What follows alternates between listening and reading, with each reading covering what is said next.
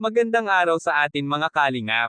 Mga kalingap, may magandang pasabog pala ito si VNC. Pero bago po yan mga kalingap, kung bago pa lamang kayo sa channel ko, baka naman po pwedeng pa-like and subscribe my channel para lagi po kayong updated sa aking videos. At huwag din po natin kalimutan mga kalingap na pakisuportahan ang ama ng kalingap na si Val Santos Matubang at Kalingap Rob Matubang, pati na rin ang viewers at reactioners. Maraming salamat po. Mga kalingap, may tinatago pala itong talento ang isang dalagitang labandera na si VNC, kahit makikita lang natin mga kalingap na isa siyang mahiyain lamang.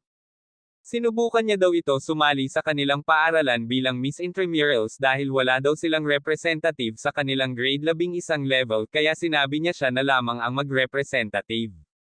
Hindi naman ito nabigo mga kalingap dahil siya ang nagwagi bilang Miss Intramural sa kanilang eskwelahan. Kaya namangha ito si Kuya Rob at Edo dahil .sa galing at talento ni VNC. Sinabi pa nga ito ni VNC ay hindi pa siya ready sa araw na yun dahil wala pa ito mga kagamit-gamit para mag-pageant ito.